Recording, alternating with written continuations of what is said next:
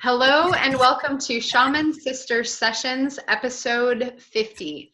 I'm Michelle Hawk. I'm here with my shaman sister, Katherine Bird, and today we are welcoming special guest, Devra Gregory. This podcast came to you out of Katherine's and my conversations about what does it mean to be a seeker? What the heck are we doing with our work in the world? What are the personal and professional implications of having a spiritual practice? And how can we continue to grow in that?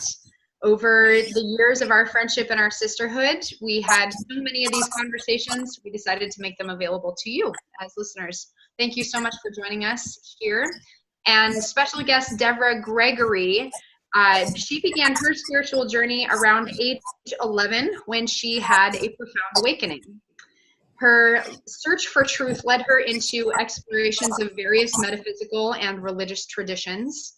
And in 1992, she came into alignment with Wicca, specifically the path that brings her into alignment with nature and the goddess. Today, she is joining us for a discussion on the path of the priestess. What does it mean to walk the priestess path?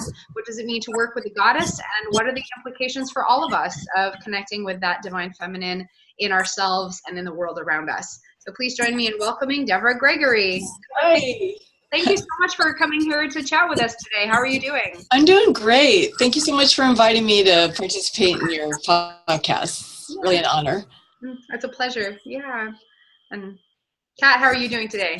I'm good. I think I'm finally over the sickness of the year, of the multi years for sure. And so things are feeling amazing in that regard. And we've had a pretty magical, intense rainstorm here in Southern California. Is the first rain that we've seen in a really long time. And so it was a little bit destructive and pretty intense and interesting, with storminess outside the windows. And I think a few trees fell down, and it's lots of wind and rain, and it was very magical. So we're leading into a very magical episode today to be discussing the Priestess Path and its connection with the earth, with the elements, with all of these very earth-based traditions and magic elements. And so I think it's the perfect day for it today after this.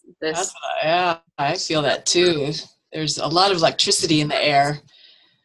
I was noticing, Kat, as you were talking, and Deborah, maybe you can chime in on this too. Like, what a perfect, like you're talking about this rainstorm, you said it's a bit destructive. And yet, how much does Southern California really need that rain? So it's simultaneously like the goddess herself coming in to whirl things up a bit and tear some things down and then bring new life. Yeah, that's what the goddess does. She's the ruler of birth and death. So there can not exist one without the other. Everything is cyclic. So everything needs to be destroyed so that something else can grow. And that's just the way of nature. And being able to accept that and respect that is, I think, one of the key elements to being on the priestess path, is knowing that everything changes. One of the things we say in Wicca is everything she touches changes, and everything she changes, she touches. So she, the goddess, and Mother Nature, fire is destructive, but it's also extremely creative. It's an element that when it's out of control, it's completely out of control. And yet, if you have a fire in your fireplace, it will heat your home. So there's balance to all the elements. And, sometimes Mother Nature, I think she intentionally gets out of balance, to shake things up a little bit. She's gonna make a tsunami happen, or, these wildfires. That's so sad. There's so much destruction. And yet there are certain trees that will not grow unless there's been a forest fire, like the great oaks. They have to come under that amount of heat and pressure for that seed to open. So, honoring that is really humbling, to us as humans. And to know that we don't have any control over Mother Nature. Like, she is grand. She is in the grand scheme of things. You know, we're just these little tiny, really like insects walking around on the skin of her. But to co-create with her and to be in alignment with her, then we find that alignment with ourselves, you know, and that sometimes we just want to, you know, beat the pillow and be destructive and tear stuff up and throw things away. And, you know, that's like the divine Kali, right, coming through us and wanting to destroy stuff and get rid of stuff, to purge stuff so that other really cool stuff can manifest. Mm-hmm. Absolutely. I think we're just going ahead and jumping right in. And Deborah, I'm really curious, you know, from the information that Katherine shared with me before we spoke, you and I didn't have a chance to speak before we jumped on our call today. So I'm curious to hear, how did you come into this awakening? How did you come into this connection and where you are now? Can you just walk us through a little bit about what that journey was like for you? Yeah, well, like you mentioned in my little bio, at 11, my grandfather died. And I just started asking, like, why are we alive just to die? You know, and I started existential questions really young, when all the other kids are just riding their bike. You know, I'm like wondering about life and death. I grew up Jewish, and I went to a private Jewish school, and I was really, really into my religion because there's lots of rituals, there's singing, there's dancing. I was devoted, completely devoted. And, you know, I learned how to read Hebrew because I was in a private school. And then it came time for my bas mitzvah, and I decided that I wanted to have the boys' ritual. They call it, you know, the bar mitzvah, where it's a Saturday morning. They open the ark, you know, they bring out the Torah. It's this big thing, you know, and I was like, I want that. You know, I've been studying right by, you know, my male counterparts. Why can't I have that too? So my mom, I didn't even ask. My mom asked the rabbi for me, and he was like, no way. Mm-hmm. And so I was very annoyed by that. Like, why not? And, you know, girls don't get that. Now they do. Now there's women rabbis, mm-hmm. But this was 1971. And I was in a conservative synagogue. It was kind of even borderline Orthodox, and it was just unheard of. So I did my Friday night service with you, just leading the service. But, you know, I injected very poignant poetry, and I was like, I'm not just going to make this like the regular old synagogue service. So I stuck some other things into the service just to kind of like make it my own. And then I'm just shift with, I'm going to just mess with you a little bit because this is what I get to do. Right. And I was all the time going to Jewish summer camp. So I had a real epiphany moment. I was probably like 14, maybe 15, and sitting outside under the trees singing the Jewish prayers. And I just had this heart opening under the trees, and I just said, nature is my temple. Like, I don't feel this connection at all in the synagogue, you know, with these stuffy old people. And then, you know, because of the bas mitzvah thing happening, I just pulled away from the synagogue. I was a dancer. Like, my whole focus just went to dance. But then I started to study metaphysics. So Ram Dass was writing at the time. Shirley MacLaine was like, she was like my guru because she was a performer. She was a dancer. I could totally relate to her. And she's talking about, you know, out on a limb and all this super extraterrestrial stuff that I just I couldn't get enough of that. I was like so fascinated with that. So that opened my consciousness. I opened my mind to other forms of thinking. And then, like, fast forward 20 years, I met this guy, a gay opera singer who was, so I'm a professional dancer and I was touring, and I just happened to meet this one guy. He was my hairdresser, and, you know, he was an opera singer, and he invited me over, and he had books on witchcraft. And you know, of course, my instant reaction was like, like, what's that, you know? But there was such an interest in like this, like, compelling, like, I needed to know. So he told me, you know, don't be afraid. It's not what you think. And so he gave me kind of just an overview on what witchcraft was. And, you know, I had the same misconceptions that everybody, it's evil, it's controlling. And, you know, he's like, no, no, no, no, no. Then a few years later, I found a coven. I had moved to Florida, and it was just a friend of a friend. And every now and then they invite people to come to their closed circle. So coven is usually just, you know, either by invite or nobody else comes into these circles. But they invited me in, and because I was curious already. And I just went, oh, this is home. You know, this is what I feel like from all my journaling over the years and my studying and never really landing on anything. Wicca just felt super aligned with what I already believed, so that I didn't have to change my beliefs to suit the religion. I found the religion that already matched what I was feeling, you know, divinity with nature, the goddess, because, you know, in Judaism, there is a goddess. They don't tell you about it. You know, had I known about it, I might have stayed Jewish. I might be a rabbi and not a Wiccan priestess right now. But they don't tell you all that stuff in traditional Judaism, you know, the Shekinah and all these beautiful divine feminine principles. You know, mysticism is closed to women. Now it's open. You know, now you can study Kabbalah and it's open to everybody, or Kabbalah. But back then it was like, no, no, no. So, you know, I landed on Wicca, and it had everything that I was already feeling, and the balance, you know, of male and female. And because a man and a woman were leading the circles, I was like, that's cool, you know? And, so that's kind of how I got to find Wicca. And I went every single ritual. They were holding all of them. So there's 8 Sabbats. Those are the main holidays. Those are the solar cycle holidays. Those are the ones that are like the solstices, equinoxes. Those are 4. And then there's 4 mid-seasonal holidays. So there's 8 basic holidays in the year. They call it the wheel of the year. It's very symmetrical, you know, and it makes sense, not a linear calendar. It's circular because we go around the sun. You know, the earth circles the sun, so it's very circular. Mm-hmm. And so I went to all those and all the full moons. So there's 13 full moons, and the new moons, there's 13 new moons. So I was just like, kind of like how I went to synagogue, you know, religiously to study. And after a year and a day, if you've gone to every single ritual and you know enough, you know, then you have your first degree initiation. That's what I got.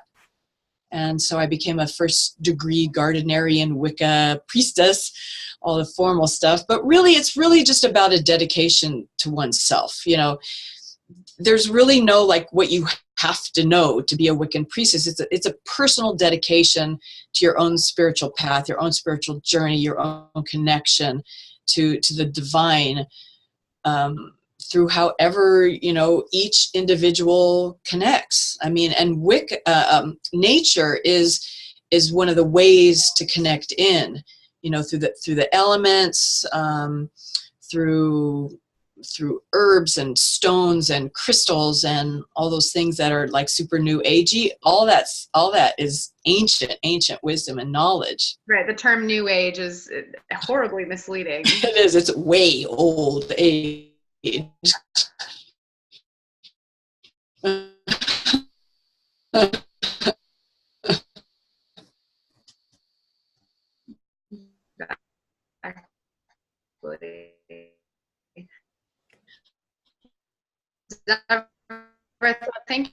It's a little bit weird on the sound. So much for sharing that. I think sort of traditional mainstream or spiritual outside.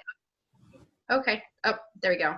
But having these awakenings outside of those religious traditions, and then ultimately, and you know, I found this to be the case. It sounds as though you found this to be the case kind of as you move through your awakening and your process, and simultaneously the religious tradition evolves to come into alignment with more modern beliefs. I know I had a similar experience in certain ways of going to church and not really giving a shit as a kid, just kind of like, that doesn't make any sense to me. And then connecting with nature. And then ultimately, after years of having my own spiritual experiences outside of a religious context, having spiritual experiences in a religious context, you know, kind of going full circle around that. Like, oh, maybe that's okay. Like there's God lives in the church too, right? Right. And surprise. But it's definitely, there's so much ground in between. And I think you spoke really beautifully to finding the belief system, finding the system that suits your beliefs rather than conforming your beliefs, your I am, to the path. And I think ultimately that is one of the fundamental pieces of the priestess path. Is it's the devotion is complementary. It's like, okay, devotion to the path, but then also how am I serving this lineage, this tradition, this system, but also how is the system serving me, and how can we grow together, and how can we serve each other and be in devotion with reciprocal devotion. Does that make sense? Mm-hmm. Yeah. And serving the path, but how can that path serve us? Like what does it have for us? Yeah. And there's only really one or two basic rules in Wicca. One of them is the rule of 3. What you do comes back to you, 3 times. So it sets you up for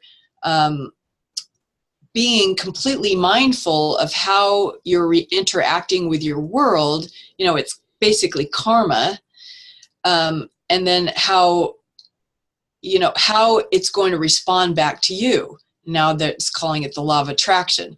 It's just more modern terms for very ancient practices of how the universe works. It's the law of the universe.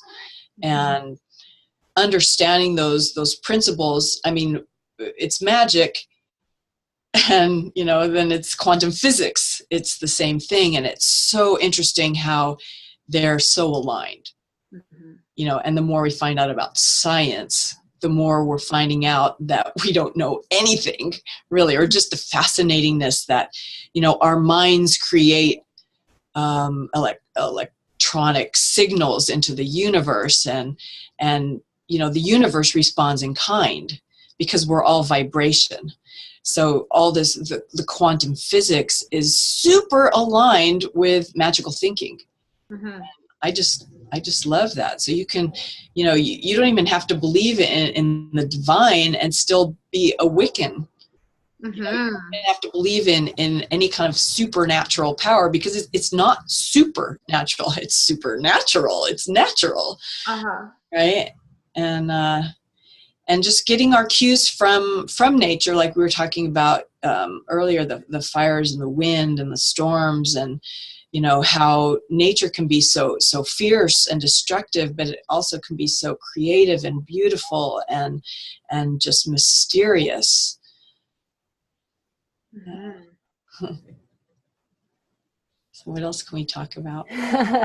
Well, I think that as we're, oh gosh, does my sound really weird? Are we okay? I think that as we're looking at, why would we want to me? Why would we want to do this, right? Why this particular priestess path? Because we're seeing it a lot. It's sort of, when you look on Facebook and different groups, and there is this resurgence of a priestess path, of a priestess way of being in the world, that especially, it's this feminine rising and following something that feels more authentic and personal and nurturing to our souls, and finding that remembrance of who we are and our place on the earth, and as creators and as devotionary beings. The feminine is so full of devotion, and we are devoted. We're devoted to our families and our partners, and most of us to our work and to our communities, and we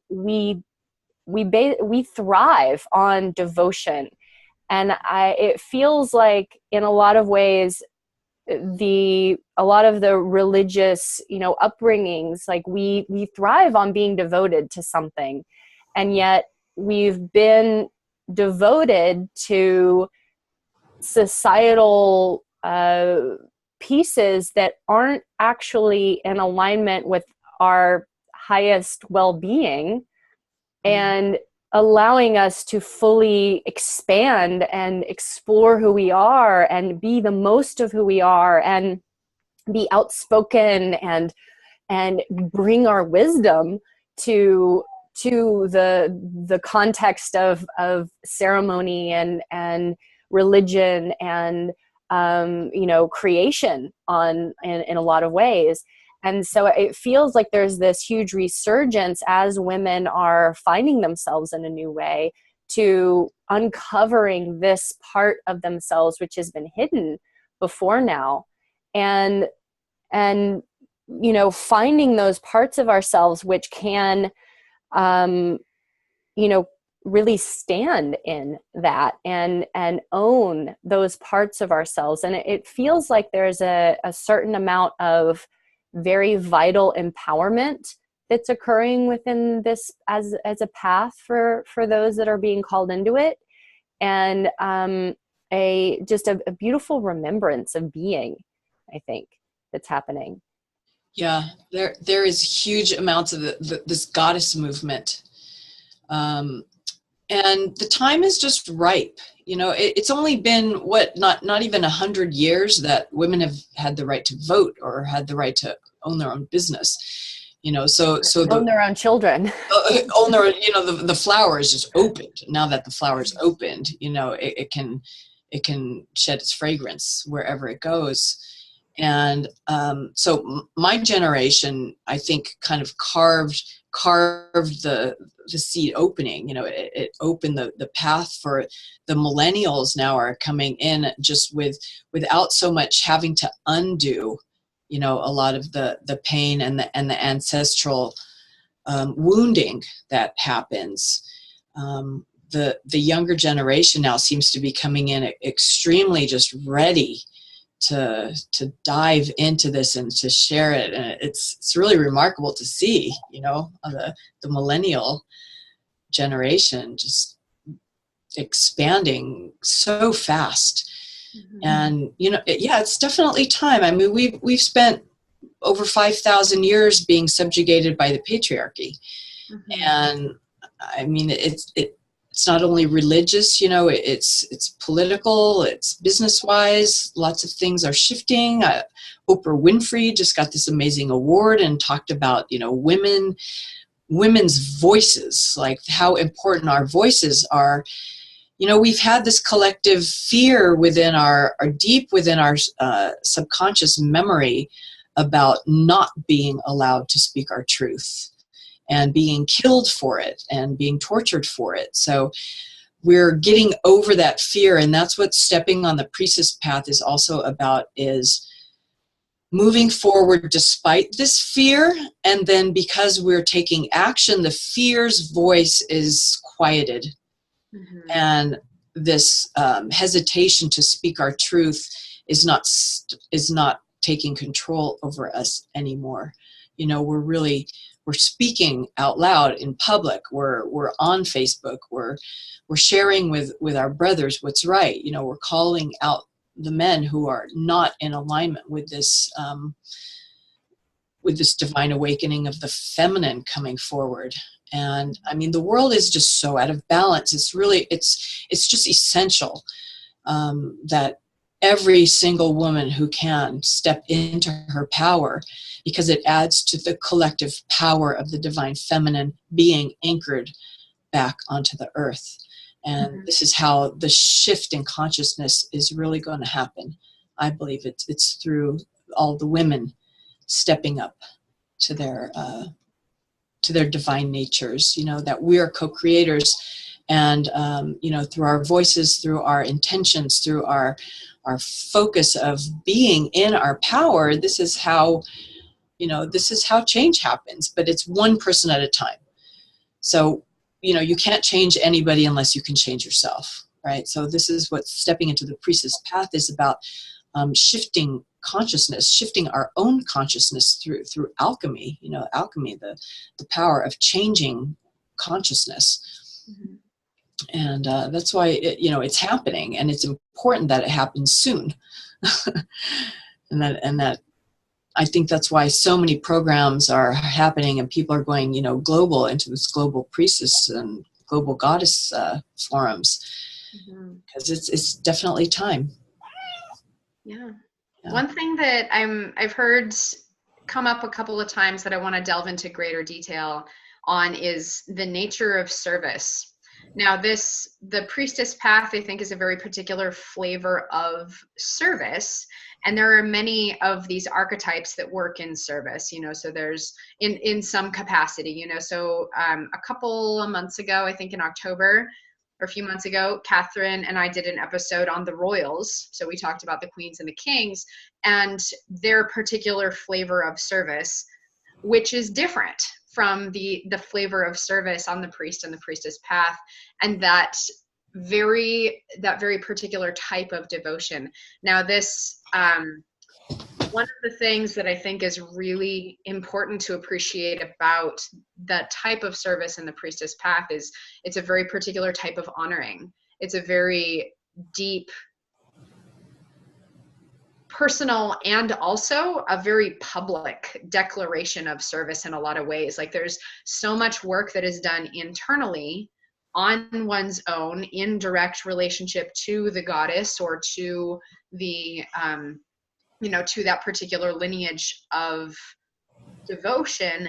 And also there is an element of bringing that into the public and holding services or holding gatherings or holding offerings or circles, etc. And that is a really important part of the priestess path as well, is not only are you serving directly serving spirit or serving the goddess, but you're also creating a space for other people to have that direct connection. And I think that's a really important part of the priestess path is bringing your personal path into a public sphere and like being a face for it. Yeah, definitely. Holding a ritual is such a powerful thing to do for people. I've been holding rituals, well, on and off for 25 years since I was initiated, but so I don't know, hundreds, thousands, maybe of women have touched on this, and some stay and some come and go, but I think that everybody who comes into the circle is in this field of potential transformation for themselves. I took it a step further even because I come from a performance background. And in 2012, I mean, this was a powerful year for a lot of people, but for me, I wrote and produced a one-woman show. And it was about my life in the performing arts, but I also I came out as a priestess on stage. So in a public performance, I was talking about magic. I was talking about witchcraft, and I delivered a thing called the Charge of the Goddess, as part of my one-woman show where, it was all about my dance journey, but it was about my spiritual journey that went along. So it was very emboldened of me to talk about that on stage in a public performance. And I didn't get any backlash. I mean, nobody said, "Oh, that was scary, horrible." No, because it was the way I delivered it was just beautiful, and it opened people's hearts, And I think, so I've gotten over the fear of, calling myself a witch, calling myself Wiccan, holding space, holding public rituals. I do other events called sacred fire circles, and these are not only open for women, but for men, everybody, men, women, children. And we dance and we drum and we sing and we pray around a fire outside. So it's very earth, spiritual, and, they're public events. So anybody can show up, they're on Facebook, they're on Meetup, and the people who are interested and called to come. And yeah, that's, not everybody is going to be holding circles and rituals. You might call yourself a priestess and decide you want to go into, the healing arts, and you might want to just work one-on-one with somebody or hold different kinds of groups, different kinds of circles, work with maybe sexuality, you could be a tantric priestess. And that's, its own whole huge path to take. So once a woman knows how they want to serve, then they can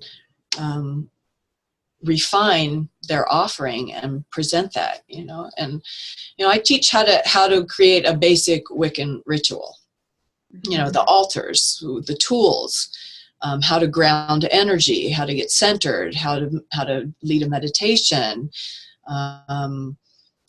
what the ritual is all about and what you want to do. You know, I do crafting sometimes, or, you know, what goddesses are going to be invoked at that time of year. You know, in springtime, you're calling in his name, Eostar or Ostara, depending on if it's Greek or Roman, and, you know, she's the goddess of that. But, you know, it's planting time. Each ritual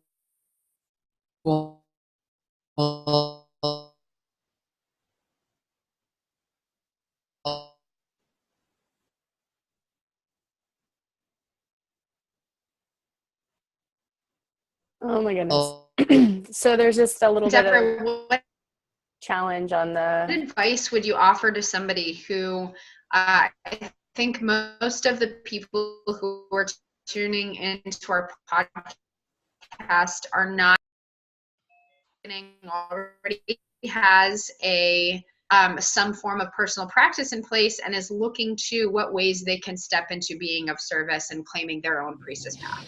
Come from where you already are.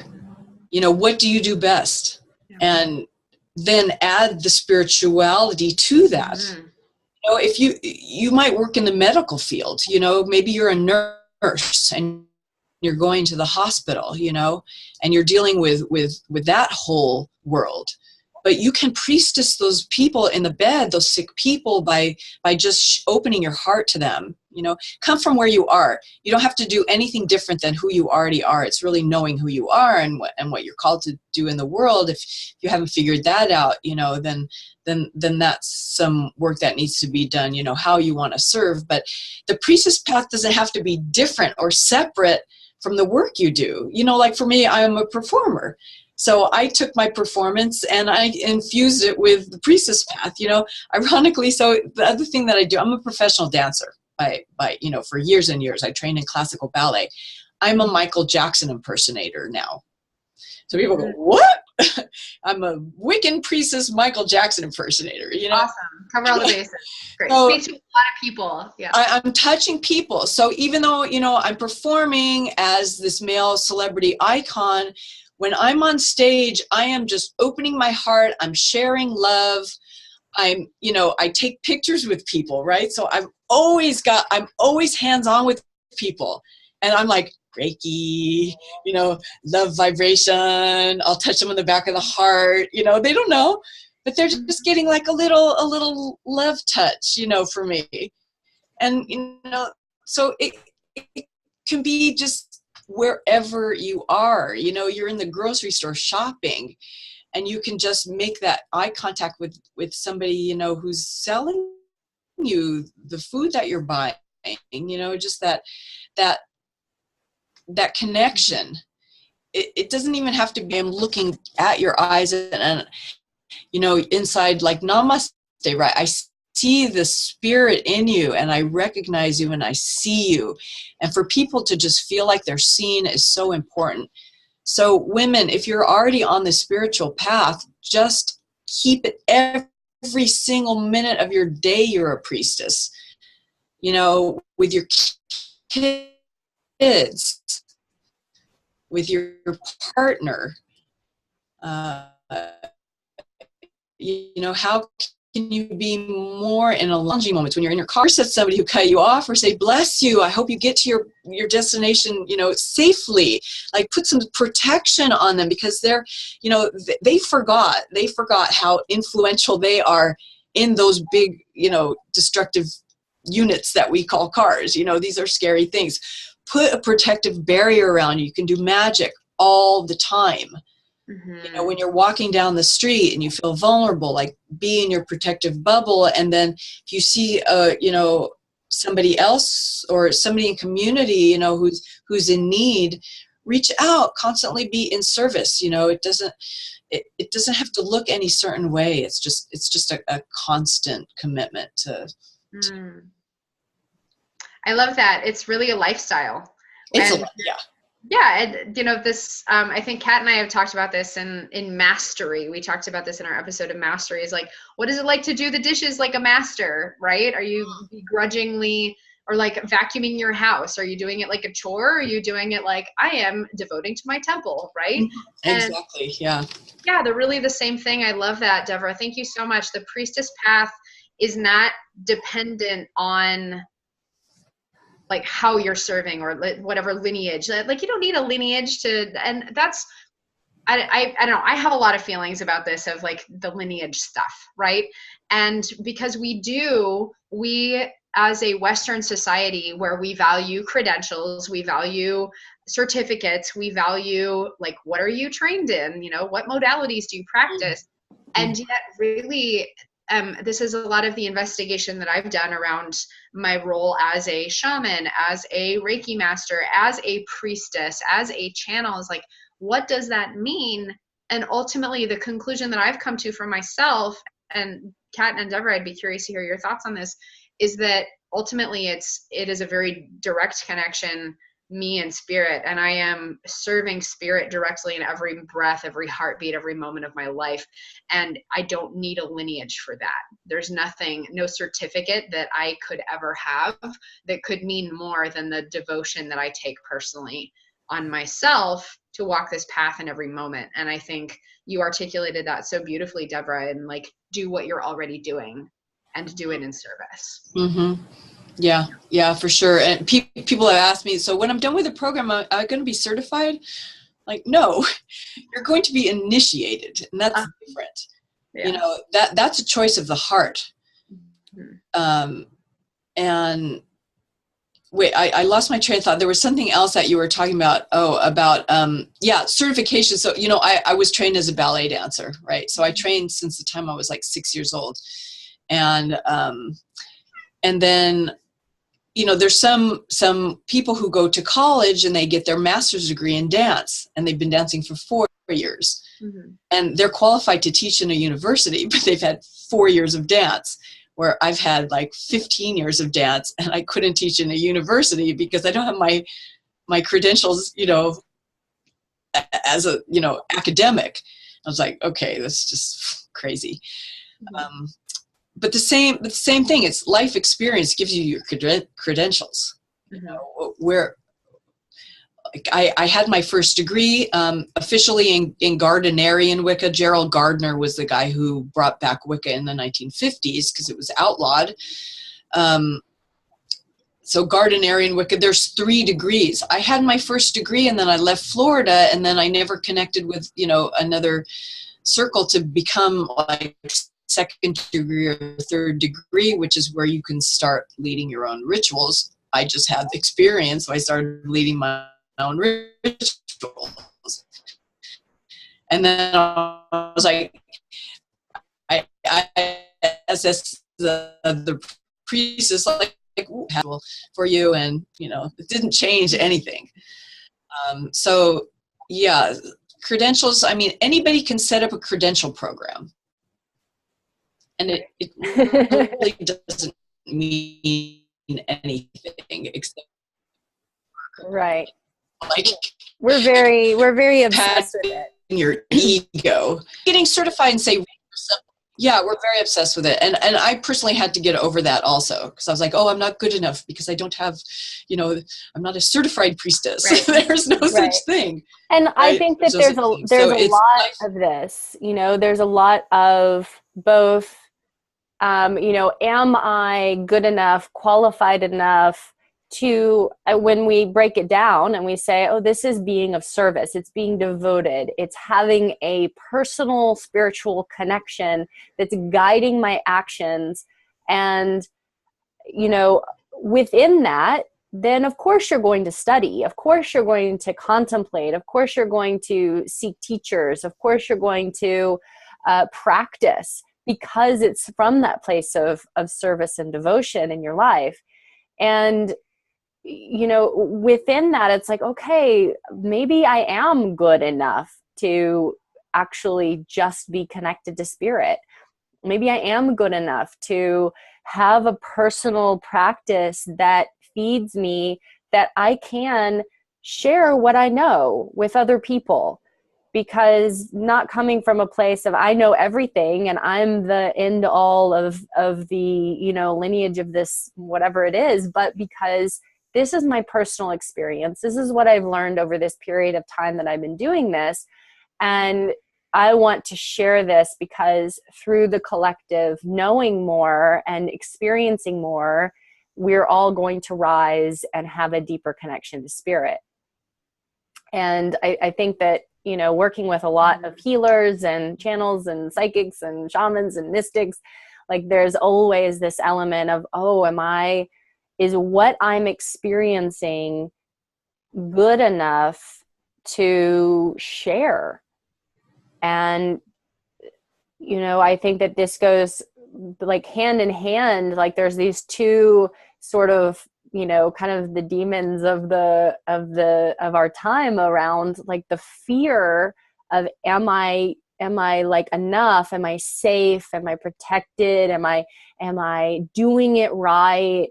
And, you know, am I good enough to actually say, this is what I am. This is who I am. This is who I am. And I'm okay with letting the world know that this is who I am. Mm-hmm. Yeah, that good enough piece is really destructive for a lot of people. And there is the piece of knowing enough to share the information, though, because it's like, you know, anybody can rub somebody's shoulders and you go, oh, that feels really good. You know, are they going to call themselves a massage therapist? You know, do they know enough about the body to be able to be extremely effective? There's a certain level of training and knowingness that goes along with being able to transmit information, right? Through experience, through doing it. Like you can learn from a book, but you have to actually experience it and do it and practice it for yourself. So the I'm not good enough piece, we definitely all have that, but by the same token, like I see, you know, the younger women get extremely ambitious and I'm going to be a life coach now, and I'm going to certify people into, you know, and that's great, but do you have the life experience to really hold space? And, you know, with magical circles, I mean, you're dealing with energy, and the energy of everybody in that circle. Can you hold a space? You know, can you hold that energy? Can you hold your own energy so that you're not thrown off balance by, you know, if somebody comes into your circle and they're all, you know, kinetic, crazy energy. Like, and that just takes some life experience. So although there's, you know, extremely ambitious people who want to just jump into this, I just want to, I don't want to caution you. I just want to advise you to, you know, really know that you can hold space and that you can stay grounded and that you have the experience of, you know, maybe a smaller circle and then have some more people in your circle and just, you know, start small and then grow. Because, you know, if you put a tree with too much fruit at the top is just going to topple over, right? If you don't have the roots grounded and anchored deeply enough into the earth, you know, so that we have the foundational elements of knowledge and wisdom, really. I mean, there's knowledge, but then the wisdom is how to use that knowledge. Mm-hmm. Well, I think this is why it is, you know, these traditions were not learned in books. You know, these were oral traditions. These were practiced traditions. These were things that you started doing at a very early age and were consistent. Like you said, this is like almost every single week you've got something going on, and over years and years time you become accustomed to what that is. And we're at this, you know, place where there are people who they have remembrances from past lives and they're excited and they're enthusiastic and want to be a part of these works, but we don't have the sort of, you know, systems in place. And I think that this is why it's so important that we do find mentors and people who are on the path that we can go and train with and be consistent with something. And really, like, that service and devotion, be in service and devotion to learning as much as you can, and being, looking for someone. And, we have a whole episode on mentorship and how to find a mentor. And so we encourage you, if you are looking for a mentor, to check that one out. But, this is why it's important to find those like yourself who've been doing this for so long, to be able to witness what does that even mean to hold space if you've never witnessed it happening. You really don't even know what that means. And it's important to see what that is on a regular basis, so that you can tune into that's what that frequency feels like. I think you're both speaking to something really important about the way that, especially here in the United States in the time that is now, the collective understanding that we have of knowledge, the collective understanding that we have of qualification and of the way that information is transmitted, is directly contradictory to most of how this wisdom comes through and how it is transmitted. And so we are collectively relearning that. We're used to having instant access to whatever information we want. We're used to, okay, I'm going to complete this 200-hour certification course and then I'm ready to go. We're used to study, know all the answers, get a good grade, and pass the test sort of thing, which all of those are pretty much the opposite of how all of these lineages, these understandings are truly absorbed and truly processed. I think it's really important to give ourselves a break, cut everyone some slack, especially if you're a little bit newer to this work. This is something that I know I had to do some work around, because I like knowing the answers. I like being a good student. I like, having all the information and being able to study things, but also I couldn't do that. My form of study was deep practice, deep meditation, which, you're learning a new system of learning. As you're doing this work, as you step into the Priestess Path, you are completely retraining yourself about what it means to be qualified, what it means to learn and absorb knowledge and convert it into wisdom, and the simple time and investment of energy and hours it takes to integrate new energy. And all of that is directly contradictory to what we're being trained in from the time that we're, tiny humans. So everybody who's listening in or watching this, give ourselves a little bit of a break, give ourselves a pat on the back of, we're not brought up to learn from mystery schools. This is something that we're having to remember. This is something that we are bringing back. All of these amazing mentors, people who have been doing the work. Deborah, you've been doing the work for a long time. This is something that we're having to remember what it's like to learn in a different way, and everything that has been trained out of us, bringing that back. So keep that in mind as we're bridging the gap between our modern American way of being in the world and also these very ancient ways of being, these very traditional mystery schools. There is room for both. Yeah, so I just want to mention that my program starts at the end of January 28th, and there's one spot opened.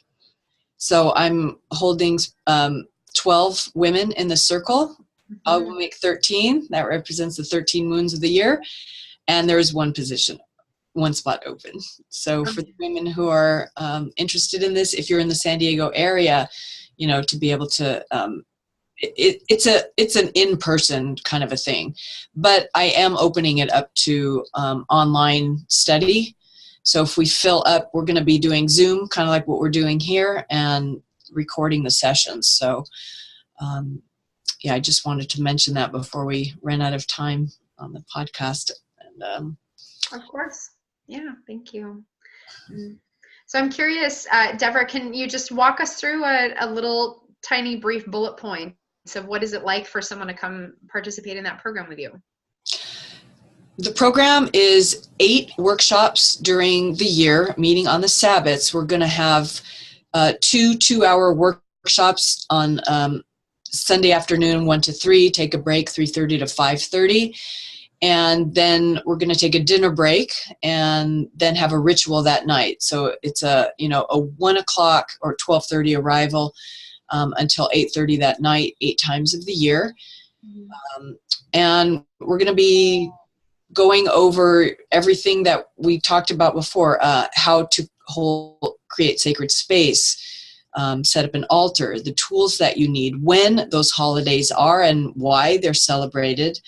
I'm bringing in special guest facilitators. One woman is teaching about crystals and gemstones in magic and healing. Another woman is teaching an astrology class. She's been a professional astrologer for 30 years. She's been in my women's circle, and how we relate to the moon and the stars. And somebody else is coming in to teach herbs and incense making and essential oils, and how we can work with those on the magical path. And we'll be learning about our spiritual animals, connecting with our own personal goddess. So we're it's shamanic, right? Wicca is really Celtic shamanism. So it's the same thing from another region of the world. How to work with, what does it mean to make a spell? What does that mean, and how does that look, and how does that happen, and how do we control that? And then get into like the fall seasons, and we learn about the harvest seasons and what we're harvesting, how to share our wisdom, how to connect with our ancestors. So that's kind of a summary of what this program is going to be. And thank you. It sounds amazing. Yeah, it sounds like so much fun. And to have something within a container and to just be involved for an entire year and devote yourself, like we're talking about the devotion, to devote yourself to an experience and truly being able to understand this cycle. We've talked quite a few times on cycles on the podcast, and how important that cycles are, and completing cycles, going through an entire cycle and understanding both what's happening on the larger scale level on the planet and in the cosmos, and then what happens internally in a full cycle period, and the amount of transformation and growth that can occur when we're being very aware of the cycle that we're in, and where we're at in that wheel of life, that how much more we can understand and drag out of life when we're very conscious of where we're at, why we're feeling the way we're feeling, and what we're doing in our rituals and our meditations and our connections in order to create change and create the transformation that we're looking for. Mm-hmm. I just want to point our listeners at some of those episodes, because there was a lot of really amazing content in there. We did a solar cycles of power and a lunar cycle of power, or the solar cycle of power and lunar cycle of power. I believe that was in June last year. It was around your birthday. Yeah, we did that for my birthday, solar cycles of power. And I believe we also did a cycles of completion episode. So talking about, we're all fired up about new beginnings, but there's much less attention paid to the ending part of the cycle, but it is equally important. So if you're curious about more of those, especially as Deborah was talking about, the wheel, moving in the wheel of life and the cyclical nature of this type of work, I highly encourage you to go check out particularly those 3, and then also the mentorship episode as well, because there's a lot of crossover between what we've spoken about today. Yeah. So Deborah, thank you so much for joining us. This has been a beautiful and illuminating discussion, and we're definitely so excited about the Priestess Path. Like, how it's so present, I think, right now, and so vital and important that we allow ourselves. I think a lot of it has to do with really allowing ourselves to have this as part of our lives, that yes, we get to be magical. Yes, we get to play in nature. We get to understand how these nature allies work in our lives and utilize them to make our lives more beautiful and fun and magical, mystical, incredible, things where we're creating what we want to create and living lives more full, I believe, of joy and wonder and connection. And so it's definitely so true. It lights life up like nothing else. Just adds that, that magic to our everyday experiences. Yes, please. And who doesn't want more of that? Yeah. Right. Yeah. Right. Deborah, where can people contact you? What is your best website for that? It's DevraGregory.com, and it's a work in progress. Actually, Katherine's been helping me refine that website. It's kind of like I'm not sure how to get everything I do on it, but they can definitely find me through there. Contact page DevraGregory.com, and to grab that one last spot for the Priestess Path, there's a special page for that application process. And absolutely. And that starts at the end of January, correct? January 28th, Sunday, okay. January 28th. Yeah, for a holiday called Imbolc, the midwinter holiday. Yeah. And I have lots of other interesting, really fun things coming up, combining goddess work with the stage. I'm doing a breakthrough workshop coming up in spring and summer called Goddess Speak, where we're going to be performing. Fantastic. Yes. So if you're located in the San Diego area, or even if you're not in San Diego, but you're interested in connecting with Deborah, I highly encourage you to do so. Obviously, she's a wealth of knowledge and wisdom and magic in so many ways. So DevraGregory.com. And Deborah, thank you again so much for coming to speak with us today. It's been a real pleasure. You're so welcome. Yeah. For those of you interested in connecting further with Katherine and I, the Shaman Sisters, you can find our Facebook page under the name Shaman Sister Sessions. You can also go check out our YouTube channel for any past episodes you may have missed. All the videos are there. And that's the same name, Shaman Sister Sessions. All of our audio episodes are also on iTunes and Stitcher if you'd like to go back and have a listen.